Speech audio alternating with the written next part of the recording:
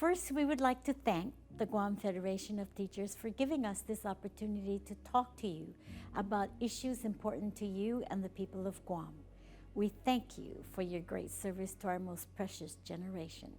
And Josh and I remain committed to you that we will continue to support you, the Guam Federation of Teachers, and the leadership of our public schools as we all work together to give the best of ourselves to our children and grandchildren.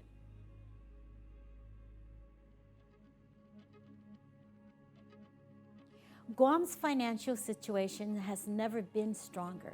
Despite the pandemic and all the economic challenges it brought upon us as we all work together to protect and save lives, a combination of unprecedented federal assistance and strong fiscal management have brought about the best local economic footing Guam has had in decades. We paid off the deficit and we have a clean slate. Our revenues are very strong.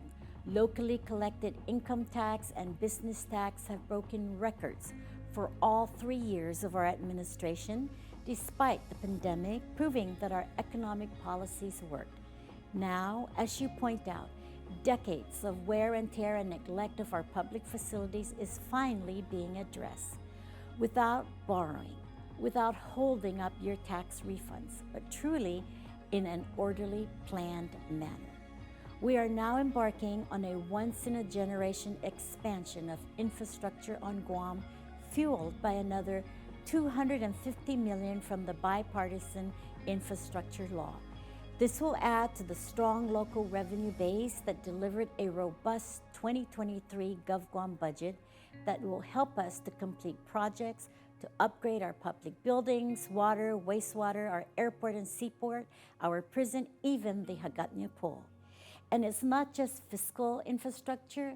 Universal broadband is perhaps one of the most important investments for our future, because just like the internet revolutionized the world back in the 1990s, this generation will have so much more to learn in the metaverse, 3D simulations, virtual reality, and immersive learning, to name a few.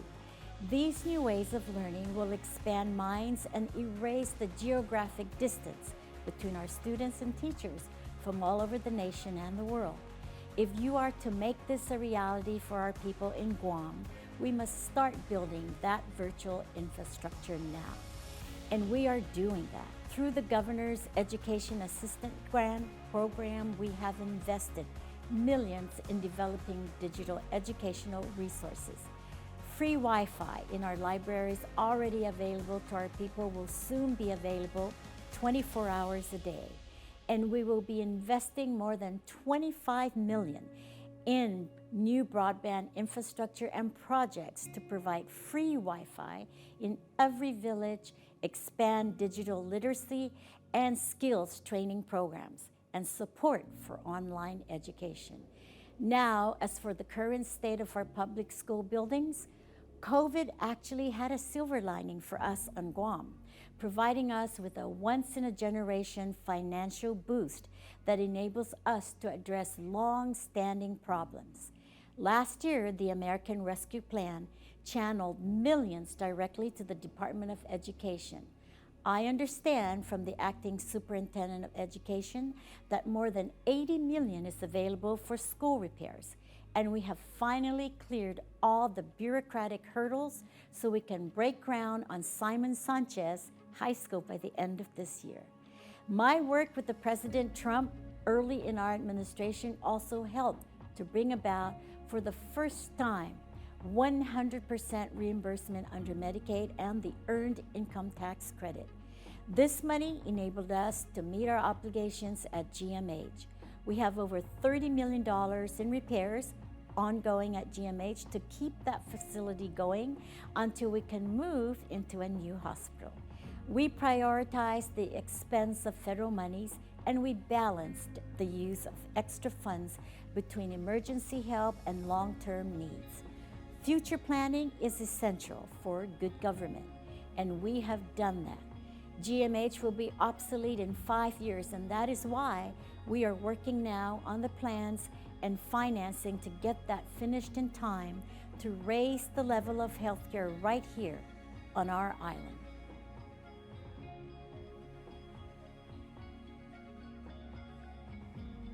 The Hagåtña Master Plan, now awaiting legislative action, calls for constructing new government offices in Hagåtña to house government agencies currently renting office spaces throughout our island. Through this initiative, we will be able to save taxpayer money and contribute to the revitalization of Hagåtña, killing two birds with one stone. We are also ending the long-standing rental of Guam behavioral health and wellness offices. This month, we will be issuing the RFP to finally build a mental health and drug treatment facility to serve island residents. This is a key action in addressing drug addiction, which is the root cause for our crime problem.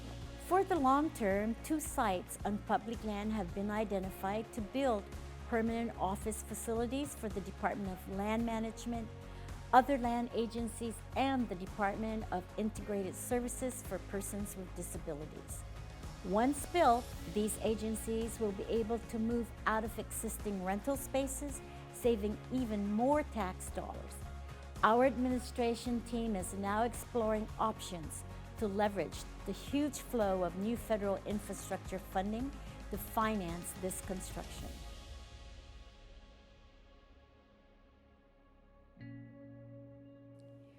We are committed to making GovGuam more efficient, more economical, and more effective. And it all starts with smart management of our resources. The wages of government and private sector employees on Guam have historically lagged behind our national counterparts. This creates an environment where some people leave Guam to pursue opportunities elsewhere. Just as we have acted to get our financial house in order and expand our economic base to support public services, we have also moved to steadily improve the compensation for public employees. Last year, we implemented a nurse's pay adjustment, and this year we implemented the teacher's pay raise and the 18% adjustment for law enforcement officers. The Department of Administration has also been tasked to develop a new comprehensive wage study for all government employees. Concerning the private sector, our administration has reduced the business privilege tax for 90% of island businesses and provided small business assistance and maintains the employment of their workforce. As our economy strengthens and diversifies into new industries, our goal is the creation of more private sector jobs that pay a living wage. Our workforce training strategy has focused on well-paying jobs in ship repair, medical coding, IT, and other sectors. We want to equip our people with the skills to take advantage of these new job opportunities. With rising wages, we will realize increased support for public and private pension plans. For government retirees, our administration is implementing a 10% COLA increase. We have a record number of new applications for qualifying certificates at GITA, and I have no doubt that the influx of investments combined with federal and military spending and the strength of our local businesses will raise our economy up. This in turn will help to spur competition and raise wages for our people.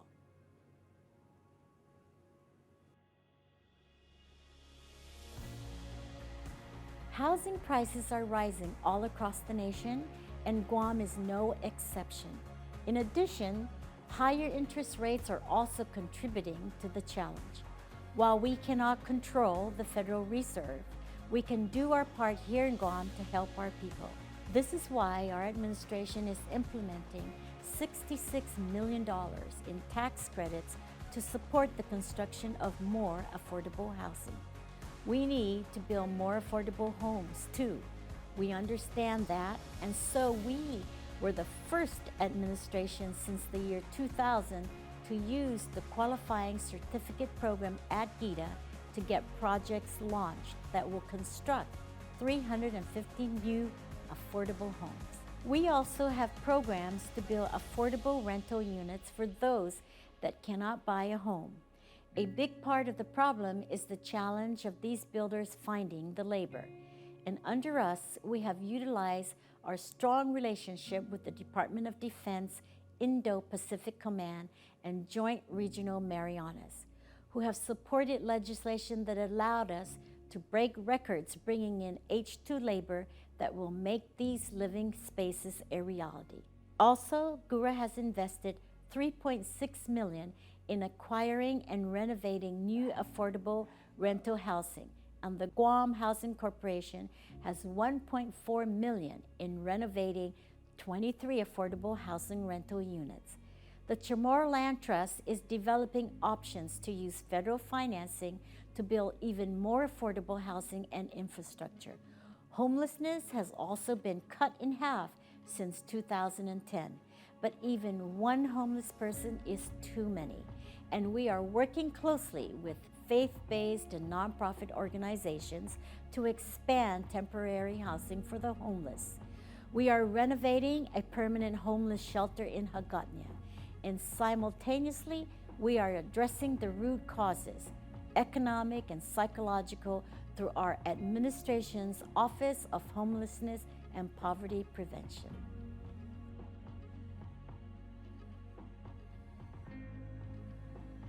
The work of the Commission on Decolonization must be fully supported to ensure that our stance with the federal government and the international community remains consistent. Unfortunately, my opponent, when he was governor, never convened the Commission on Decolonization because he did not believe in its mission. This contributed to inaction on this very important issue. Moving forward, our administration will focus on two particular tasks, one being education and the second identifying a path forward that will lead us to a vote. The Commission under our administration has made great strides in developing educational content and resources, community outreach, and even curriculum development with GDOE. We have published the results of a comprehensive academic study called Giha Motna, a self-determination study for Guam. The study is made up of two components. The first dealing with deficiency of Guam's dependency governance, and the second analyzing the complexities of the three status options.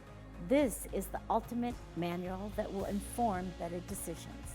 It is now out in our community, at the schools, mayor's offices, and public libraries, and I encourage you to read it. Our administration will work closely with the Commission on Decolonization to support educational outreach and also with the legislature to ensure that we are constantly moving toward an opportunity for our people to exercise their inherent right to self-determination. We remain committed to delivering on a political status plebiscite for Guam in the next 4 years.